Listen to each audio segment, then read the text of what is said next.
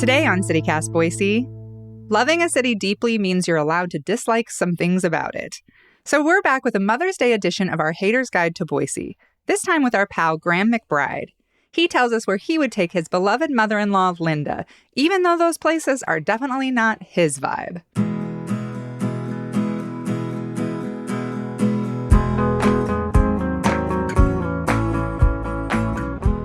It's Tuesday, May 2nd. I'm Emma Arnold, and this is what Boise's talking about.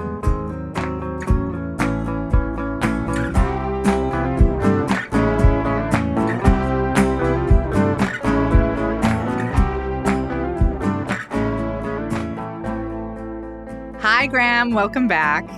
Hey, Emma. Thanks for having me. So we did a Hater's Guide to Boise Part 1 already, and it was very fun. People loved it. We did it with Julia Green. And how we did it the last time was we picked someone who bullied us or an ex-boyfriend or something, and we said where we would take them for a bad time in Boise. And you said you had some really good picks. Yeah, I love this. I think it takes a certain deep love for a place to have any sort of hate for it. When you really love a place, even if it's something that you hate, you understand how great it is and how it must be important to other people, but that you can recuse yourself from it and say, it's not for me. So where are we starting? And who are you taking? Are you taking somebody you hate or somebody you love out for this outing?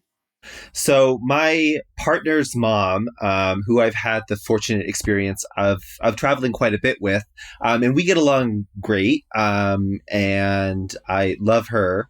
But we both understand that when it comes to traveling, we are looking for different things. Got it. Yeah. My partner's mom, Linda, she loves to check out the shops, browse around, mosey her way through a cute part of town, see what's happening, chat with the locals, pet the dogs. Where I am trying to find the city dump, trying to find the oldest building in town, looking for the museum with the worst reviews, just looking for, the deepest cuts that I can find in a place. So knowing that about the two of you, where are you going for a little shop? When she comes into town, she has to hit the Capital City Market that they host in the Grove in the summers. Okay. And so you're not a fan. You're not a fan of Capital City Market. I appreciate its merits, and I appreciate all of the vendors who go out there and make amazing products. And it's a high stress, high anxiety, a lot of people, a lot of traffic. When I see a crowd, I cross the street. The idea of fumbling around, throwing dollars, all to get, at the end, rainbow spoons and some, fancy olive oil. That's just not for me. I get that. I really love the Capital City Market, but it is very crowded. It's extremely packed. And I guess I love a wooden spoon too. Yeah. I mean, it is definitely mom bait. So, oh no, I can understand. Yep, got it. That's exactly why I love it. It's total mom bait. You're so right, because my kids hate going with me. And I'm always like, oh, guys, look at these tiny little candles. And they're like, let's go. So, well, where instead of the Cap City Market, where are you going? Yeah, so I'm dropping her off at the market, and then I'm heading down to Main Auction, where Fairview and Main Street meet, and much more my vibe. It's this, 100-plus-year-old barn that has weekly auctions, which since COVID, the auctions themselves are hosted online. So once again, I get to avoid a crowd. If the market is mom bait, the auction is gram bait. Everything that I didn't think that I needed is at the auction. And be willing to, overlook a little dirt, overlook a little rust, and be able to get some real scores that way. Nothing makes me happier than spending an afternoon at the auction and coming home with a carload of junk that I have to find someplace to put.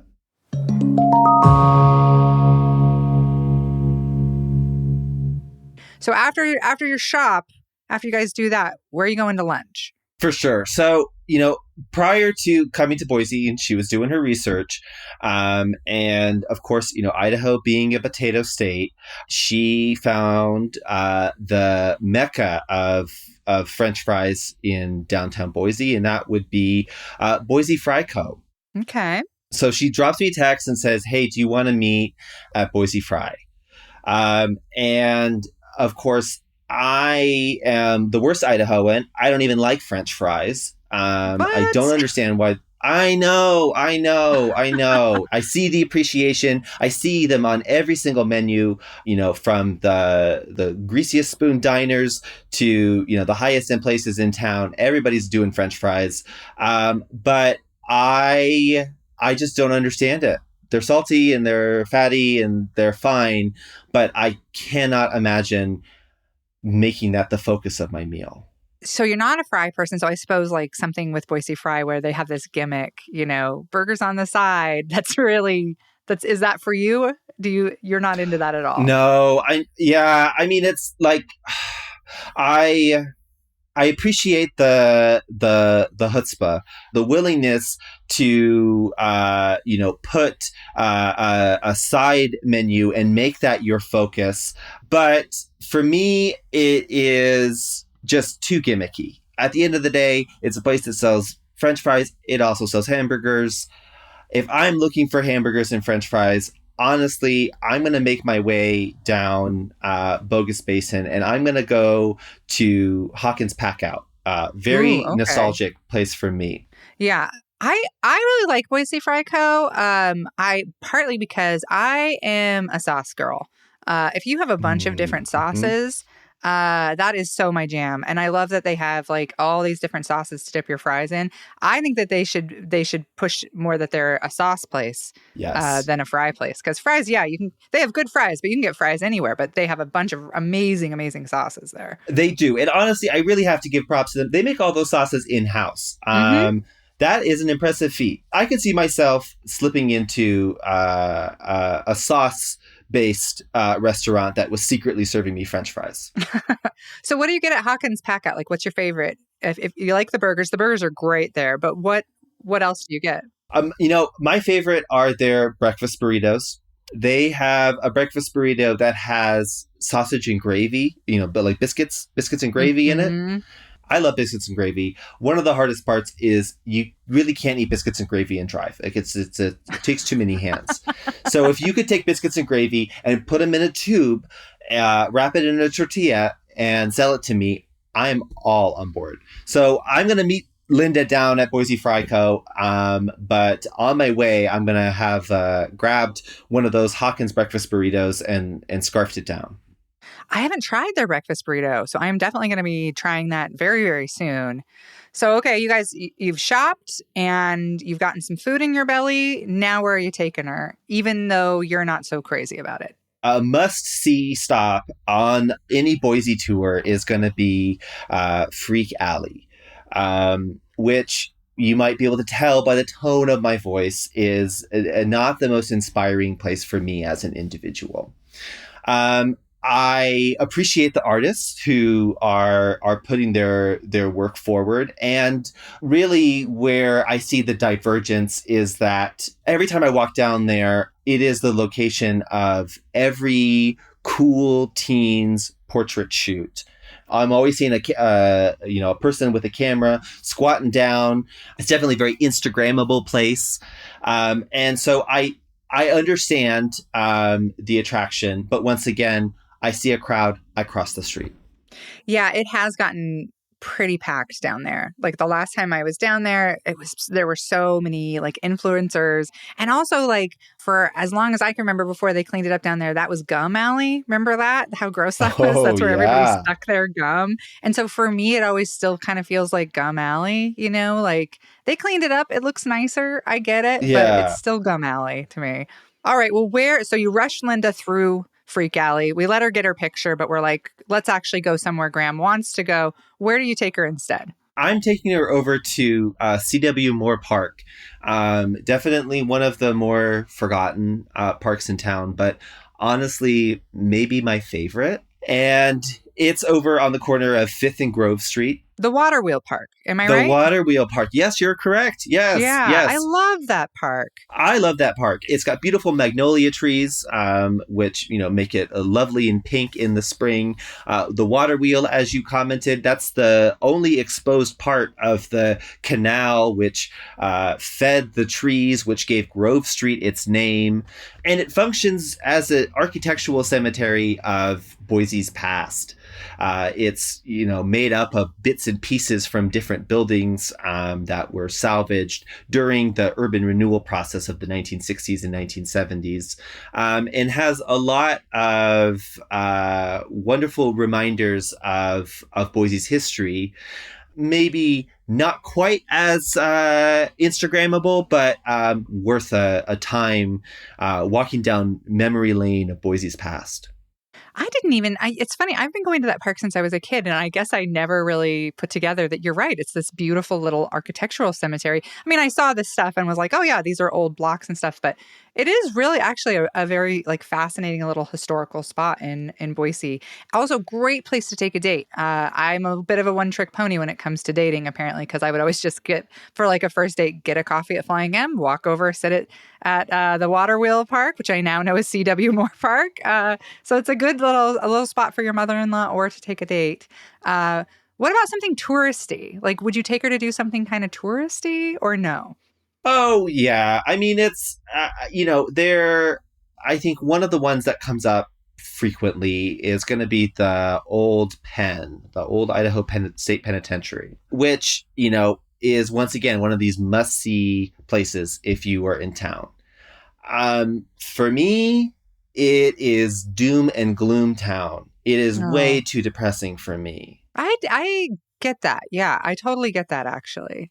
Yeah, and I really appreciate, the State Historical Society and Amber and her team and how much, enthusiasm that they bring to the site. And I see how popular it is. Once again, I see people, streaming in, almost everyone I know has been there at least once.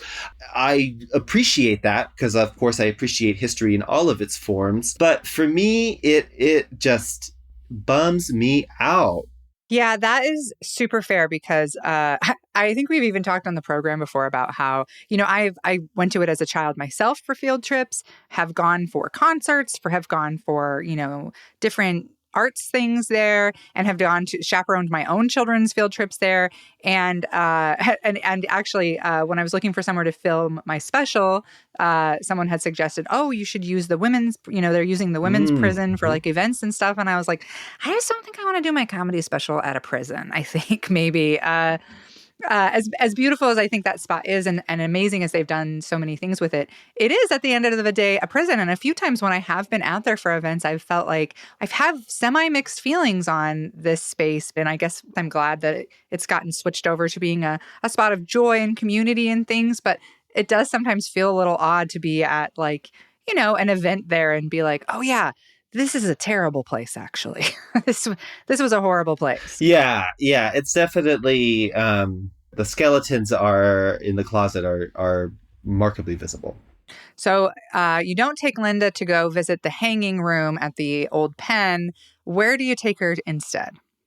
Well, next door is a lot more Graham way of reinterpreting a site like a prison, and that is the Idaho Botanical Garden, which has managed to convert the old prison garden into not only a beautiful garden, but then is also host to the Outlaw Field series of concerts all summer long.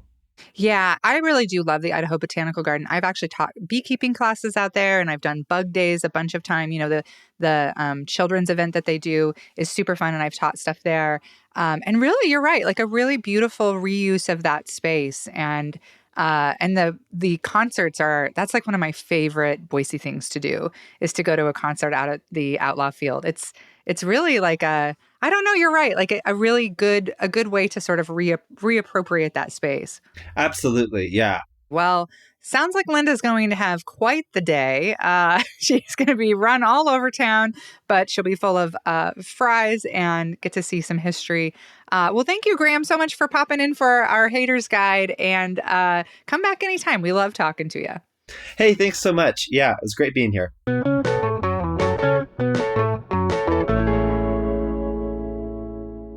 Speaking of mom bait, at least for this mom, gardening season is here, and did you know Boise's composting program has been up and running for 6 years now, and like most communities, the city of Boise actually composts more than it recycles.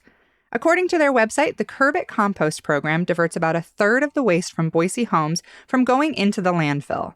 Plus, anyone who uses the city's composting program can get free compost at 2 different sites, the Idaho Botanical Garden and the Joplin Road compost site.